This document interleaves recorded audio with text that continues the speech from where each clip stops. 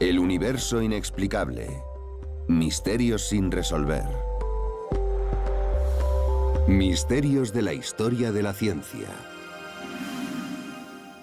De todas las cosas increíbles sobre el universo, creo que hay dos que destacan por encima del resto. Una de ellas es que sabemos mucho acerca del universo. Pero la otra es que aún hay muchísimo más por descubrir. Y en lo que me gustaría centrarme en este episodio es en los misterios del universo en un tiempo pasado que ahora ya tienen explicación. La cultura humana ha albergado durante mucho tiempo misterios científicos. De hecho, en la era precientífica, es decir, antes de Galileo, hace 400 años, se pensaba que muchos de los misterios de la naturaleza eran obra divina. Tomemos, por ejemplo, la epilepsia. Una persona se está revolviendo en el suelo, tu mejor amigo, echando espuma por la boca. Si te guías por la teología cristiana, lo primero que pensarás es que esta persona está poseída por el demonio. Esa es una explicación natural de lo que está pasando a falta de cualquier conocimiento sobre los procesos neurosinápticos. Si tomamos otro ejemplo, pongamos que una mañana decides ir al bosque, es una mañana húmeda y fría, y te encuentras un círculo de setas. Nadie sabe cómo han llegado hasta ahí. Pasaste por ahí el día anterior y no había ni rastro de setas. Y ahora ahí están, formando un círculo perfecto. Los conocían como los círculos de hadas. La gente se imaginaba que eran ninfas del bosque o hadas que se juntaban en el bosque para dar sus reuniones, y aquellos eran sus asientos. Haditas pequeñas, por supuesto, y esas eran las sillas desde las que celebraban cualquiera que fuera el ritual de aquella noche. Más tarde aprenderíamos que, por supuesto, las setas no solo son entidades orgánicas. De hecho, una espora puede generar muchas setas. Y si una espora cae en un punto concreto, puede encontrar su camino y estar preparada para cuando las condiciones sean las adecuadas, la temperatura correcta, la humedad necesaria, y entonces todas emergen equidistantes desde la espora que cayó primeramente. De modo que con el tiempo conocimos la explicación a este fenómeno. Y por supuesto, la epilepsia es el resultado de un fallo aleatorio en el cerebro, un fallo incontrolado que te deja indefenso cuando el cerebro actúa erradamente. Así que lo que hemos descubierto es que todo empezó a cambiar cuando surgieron los experimentos. Si echamos la vista atrás a la época de Aristóteles, la gente pensaba que podías sentarte en una silla y pensar sobre el universo. No tenías que salir al mundo y experimentar. Bastaba con pensar. Aristóteles supuso que las cosas pesadas caían antes que las ligeras. Sí, por supuesto, una piedra cae antes que una pluma. La pluma se encuentra con la resistencia del aire en su camino descendente, pero si cogemos una piedra pesada y una ligera, caerán juntas a la misma velocidad. Aristóteles, en cambio, dijo que la pesada caería más rápido que la piedra ligera en proporción a su peso, y esto es completamente falso.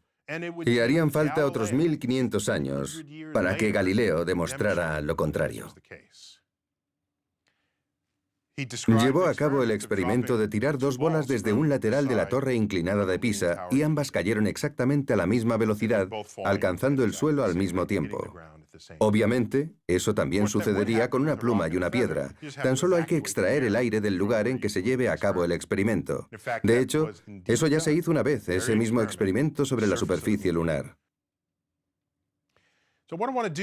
Así que lo que quiero hacer en este programa es centrarme en los numerosos y asombrosos ejemplos de los grandes misterios que perturbaron a los mayores pensadores de cada época, pero que al final se resolvieron. Éter luminífero. Hubo un único gran misterio científico en el siglo XIX que inquietó a las grandes mentes de ese periodo. Y con lo que estaba relacionado se hallaba en el núcleo de nuestro propio entendimiento del espacio en sí. ¿De qué se trataba? Bueno, sabemos que las ondas requieren un medio material por el que propagarse. Y el mejor y más común ejemplo es la onda de sonido.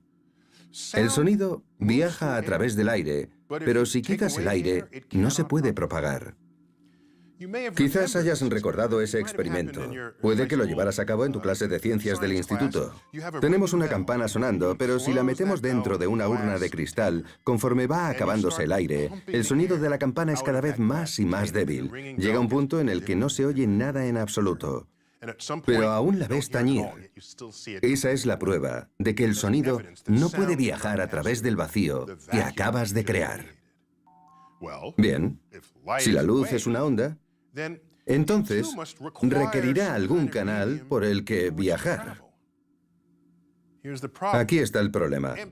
El espacio es el vacío, y sabemos que la luz nos llega desde ese espacio libre. La luna está en el espacio, el sol está en el espacio, las estrellas están en el espacio. Y hay un vacío entre nosotros. Por lo tanto, se llegó a la hipótesis de que no hay aire en el espacio, pero tiene que haber algo. Alguna sustancia, algún medio por el que la luz pueda propagarse. Y le dimos un nombre. Con nosotros, me refiero a mis antepasados científicos, le dimos un nombre. Se le llamó éter. El éter.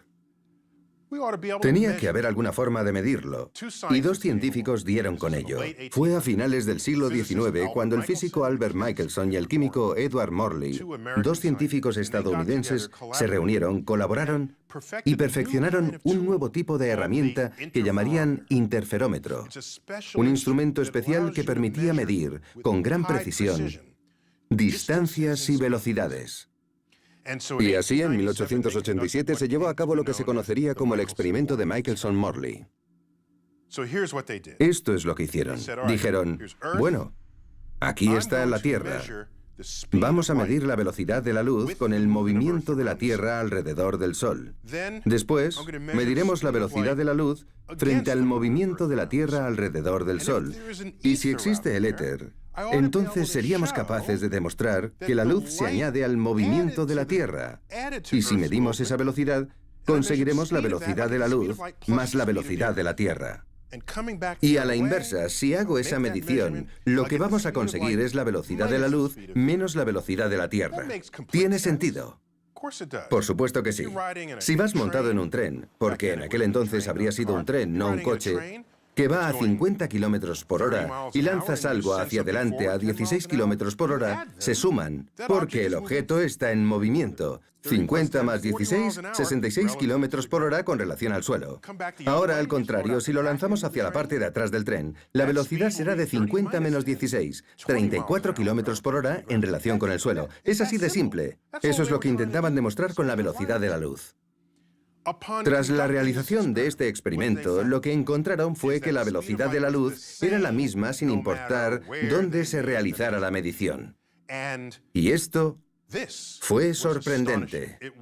Fue el mayor resultado nulo que se haya dado para un experimento científico. Un resultado nulo se da cuando esperas encontrar algún tipo de medida y no la encuentras. Por lo general, esos experimentos no son interesantes, pero este fue el experimento nulo más interesante jamás realizado. Y entonces, ¿qué hacemos? Todo el mundo sabía que tenía que haber un éter. Y entonces hubo dos chicos que dijeron, de acuerdo, podemos resolverlo. Uno de ellos era Lorentz y el otro Fitzgerald. Así que se reunieron y dijeron, ya sabemos lo que está pasando porque tiene que haber éter. Las herramientas de medición se han contraído en la dirección del movimiento. Se han contraído físicamente para hacernos creer que es la misma velocidad de la luz. Debe de ser eso. Vamos a analizarlo. Tan empeñados estaban en la existencia del éter, el éter, ese concepto tradicional de que una onda requiere un medio, que ni siquiera consideraron la posibilidad de que no existiera el éter. Prefirieron afirmar que algo extraño le pasaba a sus aparatos de medición.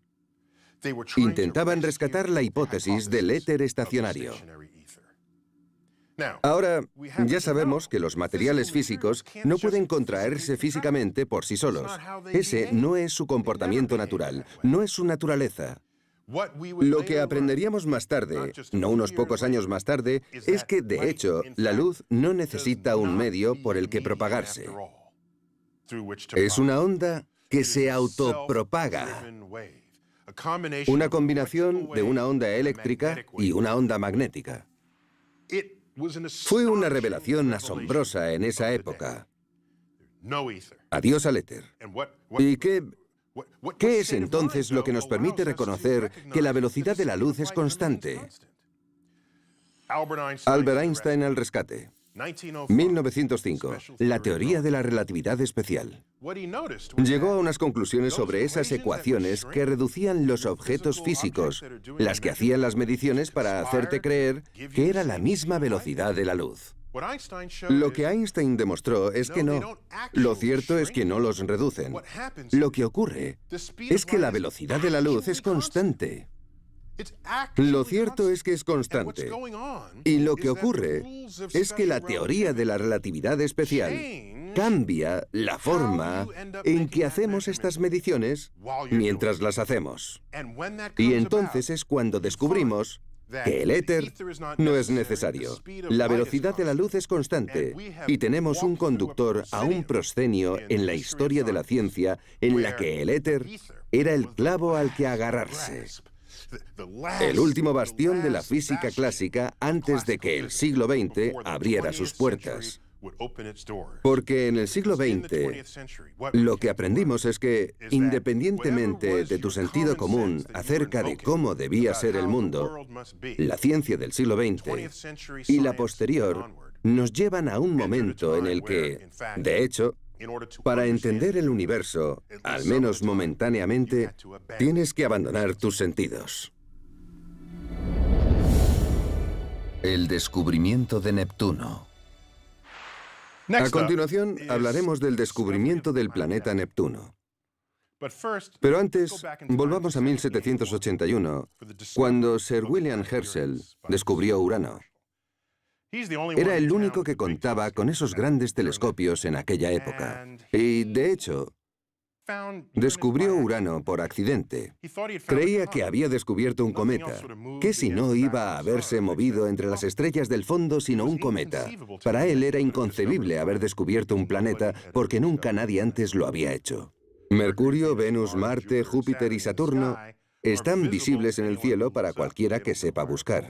Ni siquiera se requiere un telescopio. Durante mucho tiempo se negó a creerlo y pensó que solo había divisado un cometa. Incluso dijo, vaya cometa más raro, ni siquiera va dejando una estela como todo cometa debería hacer. Lo cierto es que el hombre había descubierto Urano.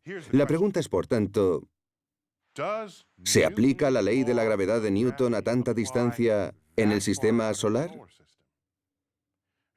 La ley de la gravedad de Newton se había probado entre la Tierra y la Luna, y los planetas interiores y el Sol. Y funcionaba. Era buena, era poderosa, era predictiva. De modo que aquí estamos ahora, en los confines exteriores del sistema solar. Habrá que probarla. Esta es la era de probar nuestras ideas. Esperamos 70 años. Y durante más de esos 70 años vamos a recibir datos sobre el lugar en el que está orbitando Urano. ¿De acuerdo? ¿Cuánto tiempo tarda Urano en completar una órbita? 84 años. De modo que 70 años es la mayor parte de 84. Vamos por buen camino. Hay mucha información para comparar. Si decimos dónde debería estar Urano según la ley de Newton, ¿dónde calculo que debería encontrarse en el sistema solar? ¿Hay alguna diferencia o no? Si hemos acertado, vamos bien. La teoría de Newton también es válida aquí. Perfecto. Pero descubrieron que no coincidían. ¿Desechamos entonces la ley de Newton? Porque era muy válida. A nosotros nos ha valido. Nadie quería dejarla, pero entonces, ¿cuáles eran las opciones? Quizás haya otra fuente de gravedad que no hayas conciliado en tus esfuerzos. Entre todas las otras fuentes de gravedad que has considerado, se te ha pasado una. Y si la has incluido, quizás eso explique por qué parece que Urano se comporta de forma extraña. Y así fue como comenzó la cacería. El matemático y astrónomo británico John Couch Adams era especialista en mecánica celeste. Estas son la física y las matemáticas encargadas del movimiento de los cuerpos en el sistema solar. Y un matemático francés, Urbain Jean-Joseph Leverrier, hizo exactamente lo mismo. Y es un asunto complicado porque normalmente tendríamos en cuenta las leyes de Newton diciendo aquí hay un cuerpo, aquí hay otro, vamos a calcular la fuerza entre ellos. Esto es diferente. Aquí tenemos la fuerza entre ellos, pero hay un cuerpo y no sabemos dónde está o cuál es la masa del mismo. Así que es un problema de inversión con las leyes de Newton. Hay que calcularlo todo al contrario de lo que estamos acostumbrados, y eso requiere páginas y páginas de datos y cálculos para que salga bien. Así que cada uno de estos brillantes matemáticos predijo dónde y cuándo se debía buscar el objeto perturbador que había ahí fuera. Casualmente, Leverrier era amigo de Johann Gottfried Gall del Observatorio de Berlín. Era astrónomo allí. Leverrier le ayudó, le dijo, aquí es donde debes buscar, y en este momento es cuando debes buscar. Johann Gall miró dónde y cuándo Leverrier debía buscarlo. Y con tan solo un grado de la posición prevista, encontró un nuevo planeta. El planeta que se conocería como Neptuno.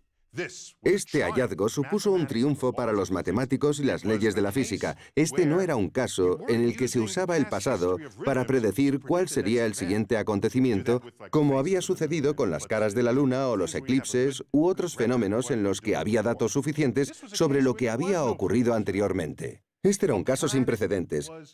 Se predijo un planeta y se descubrió simplemente gracias a las leyes de la física y entendiendo el funcionamiento de la naturaleza. Esto moldearía las expectativas de todos los descubrimientos posteriores en el sistema solar, porque la ley de Newton era aplicable. Y después aplicaríamos esas mismas leyes en la órbita de Mercurio. La órbita de Mercurio. La naturaleza puede ser sutil. Aún no sé si eso es bueno o malo, pero es cierto. Voy a dar algunos ejemplos. Tomemos las leyes de Newton. Las leyes del movimiento y la gravedad de Newton son poderosas herramientas que nos permiten entender y decodificar el movimiento de los objetos en el sistema solar. Y han funcionado en cada uno de los casos en que las hemos aplicado. ¿Por qué no ser arrogantes y pensar que también funcionarían incluso en lugares que aún tenemos que imaginar? Estos métodos y herramientas fortalecen nuestra capacidad de entender los objetos en el sistema solar. De acuerdo. Todos coincidimos en eso. Las leyes de Newton son buenas. Son positivas. Pero veamos qué sucedió. A través de los siglos, una programación cuidadosa del movimiento de Mercurio alrededor del Sol, que es el planeta más interior, orbita en una elipse. Resulta que se da una precesión de la elipse alrededor del Sol. Conocemos este dato. Eso no es noticia, ¿verdad? Mientras que Mercurio orbita, todo el movimiento de precesión de la elipse es muy ligero.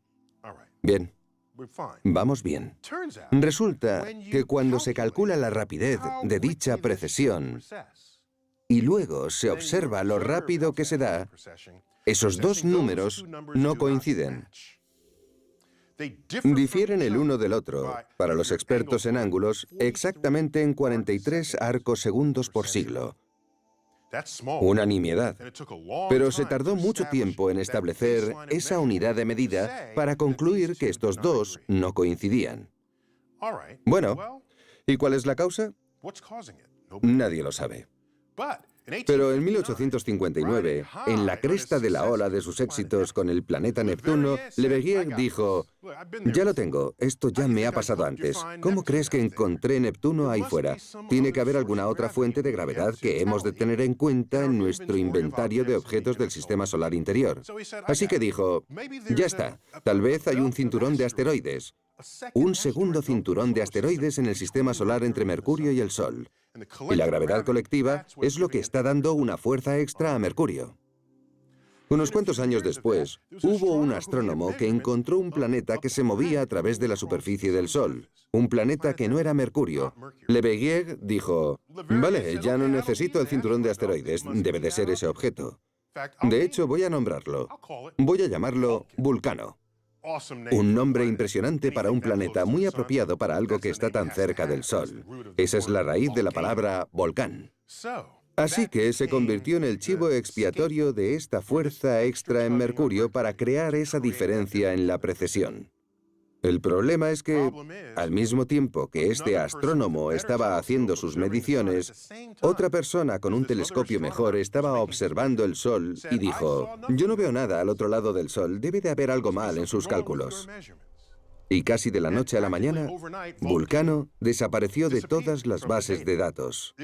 Se habían creado informes basados en cálculos erróneos. Así que ahora nadie creía lo que decía Le Verrier sobre el movimiento de Mercurio. Pero quizás aún pueda salirse con la suya. Tal vez es que está tan cerca del Sol que no se puede ver bien debido al resplandor. Mucha gente estaba de acuerdo con esa explicación, así que siguió diciendo: «Sí, es Vulcano. No lo hemos visto nunca, no sabemos dónde está, pero seguro que está por ahí». Pasamos a hablar de Albert Einstein.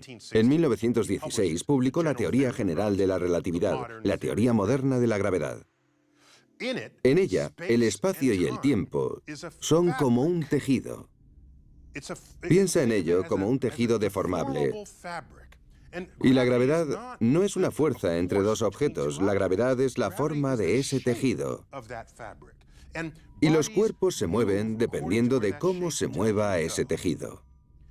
Y cuando se toman en cuenta todos los principios de la relatividad, lo que encontramos es que Mercurio está siguiendo los movimientos del tejido, del espacio y el tiempo en las proximidades de una fuente de gravedad extremadamente fuerte e importante, que es el Sol.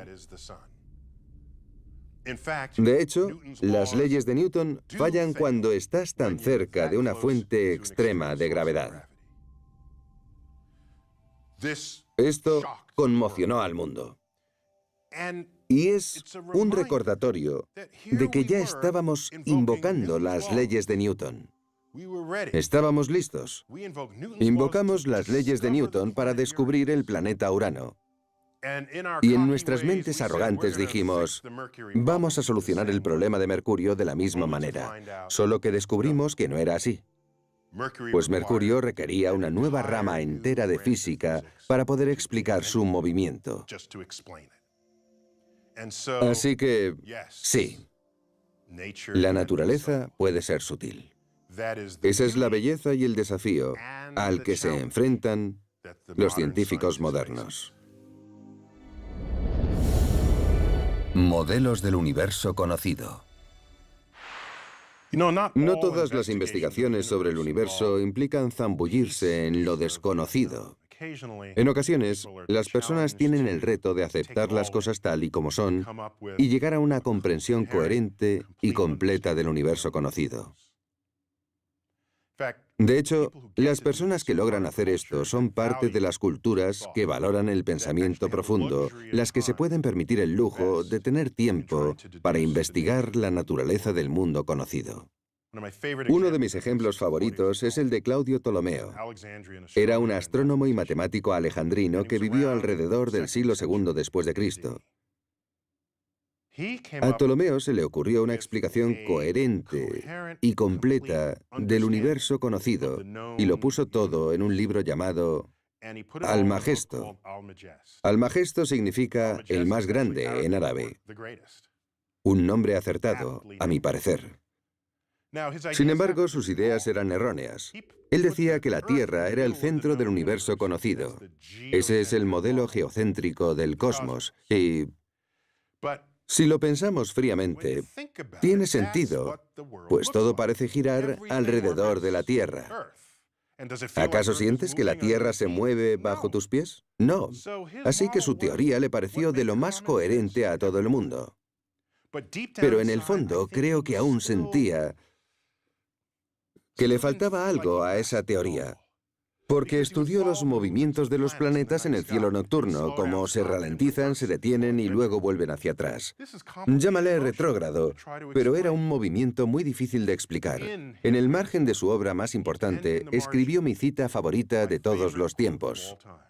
Dijo: Cuando mi mente sigue los movimientos oscilantes de los cuerpos celestes, mis pies ya no pisan la tierra, sino que me encuentro al lado del mismo Zeus y tomo mi ración de ambrosía. Ese era Claudio Ptolomeo, hablando de lo que él pensaba que era el universo, pero era humilde en su ignorancia porque, en el fondo, en esa cita, creo que está reconociendo que no acababa de comprender en lo que consistía el universo. ¿Por qué si no iba a hablar de comer ambrosía al lado de Zeus? En fin, pasaron 1400 años en los que la gente simplemente aceptó el modelo geocéntrico del universo. Estamos hablando de una época en la que no entendían mucho de eso de experimentar con las ideas. Así que pasaron 1400 años hasta que Nicolás Copérnico, en 1543, propuso en su lecho de muerte el modelo heliocéntrico del universo. No estaba conforme con los huecos que encontraba en las teorías de Ptolomeo. ¿De qué otra manera explicas que los planetas se muevan hacia adelante y hacia detrás una y otra vez? Ptolomeo propuso un sistema de órbitas múltiples sobre otras órbitas llamado epiciclo. Las cosas orbitaban en el espacio alrededor de nada en concreto. De hecho, el movimiento orbital del mundo aún no estaba definido del todo. Lo único que sabía era que los planetas se movían en órbitas. Entonces Copérnico dijo que había una manera más sencilla de explicarlo. Pensó, ¿por qué no ponemos el Sol en medio del universo conocido? Si hacemos eso, la Tierra se convierte en uno de los planetas. Pero eso era herejía, así que Copérnico esperó a estar en su lecho de muerte para publicarlo, sabiendo lo que le pasaría de haberlo dicho antes en esa época en Europa. En el siglo XVI no trataban demasiado bien a los herejes, pero a él no podrían matarle porque ya estaría muerto. Así que en su lecho de muerte publicó el modelo heliocéntrico del universo. Era fundamentalmente correcto, a excepción de que él describió las órbitas como círculos perfectos. Tuvieron que pasar años hasta descartar esa teoría. Pero lo importante es que el mundo aceptó una teoría que, aunque era errónea, tenía sentido. Equivocada, pero tenía sentido. Eso significa algo, y es que no todo lo que tiene sentido en la vida es lo correcto. Y si ese es el caso, ¿quién eres tú? ¿Y qué pasa con el Zeus de Ptolomeo? ¿Por qué se le muestra reverencia? Si Ptolomeo hubiera comprendido todo, ¿habría mencionado a Zeus en su cita? Y si aceptamos que Dios es la respuesta a todo lo que no entendemos, porque la mano de Dios es más grande de lo que la mente humana podrá jamás comprender, entonces, ¿qué es Dios? Implicaciones teológicas. A lo largo de la historia, la tendencia ha sido siempre la de atribuir a Dios todo aquello que ignoramos del universo, atribuirle todos los fenómenos desconocidos. Si tú prefieres aceptar la ignorancia, entonces estás haciendo lo mismo que hizo Isaac Newton en su obra más famosa, Principia, Principia Mathematica. La traducción del latín es Los principios matemáticos de la filosofía natural. Ese es el título completo de ese libro, publicado en 1687, en el que descubrió las leyes del movimiento y la ley universal de la gravedad. En él representa el fruto de su esfuerzo y sus cálculos para resolver los problemas con los que se encontraba. Bien, en esta gran obra, trató de comprender el sistema solar como un conjunto de objetos y aplicó la ley universal de gravedad teniendo en cuenta dos cuerpos al mismo tiempo, la Tierra y el Sol, la Tierra y la Luna, la Tierra y Marte. Cuando hacía esto, los cálculos le salían bien. Pero por supuesto, el sistema solar es la suma de todas las fuerzas gravitatorias que se crean en todos los planetas.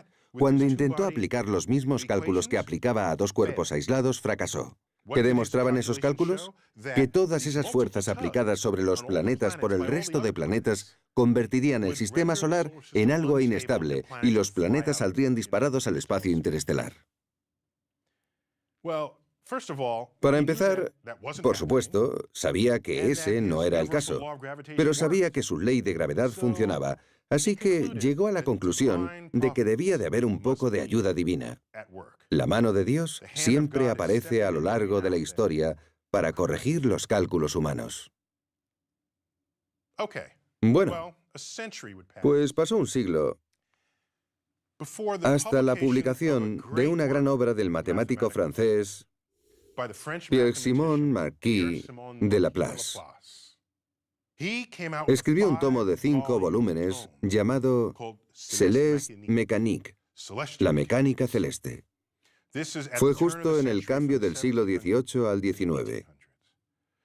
Era contemporáneo de Napoleón, pero ya volveré a eso luego.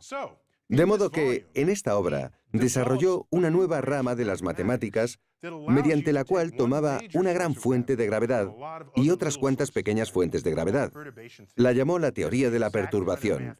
Era la cantidad de matemática necesaria para dar respuesta a cómo actuaba el sistema solar. Al escribir esto, demostró que el sistema solar es estable, contrariamente a lo que Isaac Newton trató de demostrar un siglo antes. Napoleón se interesó por esta obra y la leyó de cabo a rabo. El mismo Napoleón, que no era únicamente un general tirano. El tipo leía todo lo que podía de física e ingeniería, dos ramas que le ayudarían a ganar muchas guerras.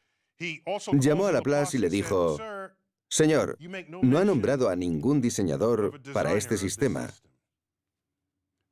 Con eso se refería a la asignación de la mano de Dios por parte de Isaac Newton. Laplace contestó: «Señor, no he necesitado esa hipótesis». Así que, ¿cuál es la lección? La lección es que estamos rodeados de ignorancia de una forma u otra. Si quieres cubrir esa ignorancia apelando a la mano de Dios y decides no sentir curiosidad para investigar, jamás llegarás a una solución.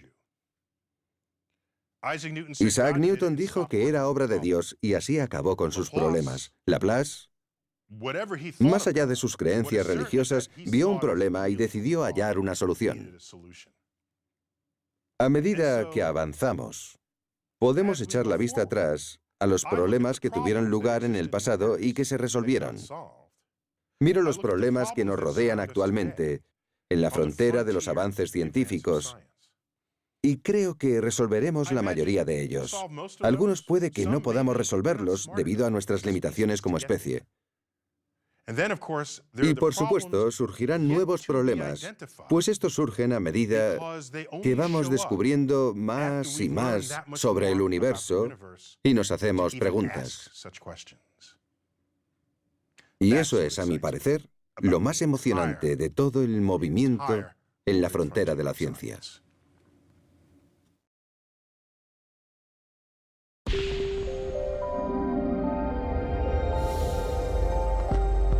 El universo inexplicable.